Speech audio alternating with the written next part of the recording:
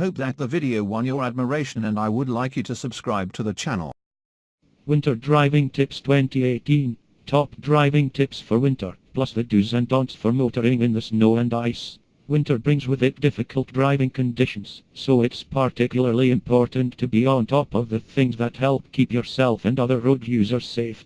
This doesn't just mean making sure your antifreeze level is correct or that your battery is holding its charge. It means adjusting your driving to cater for the extra hazards winter presents us all with. It is reasonable to say the UK hasn't exactly been snowed in over the past few winters. However, the lack of practice is all the more reason to refresh yourself in case you do come up against black ice or snow drifts on your car.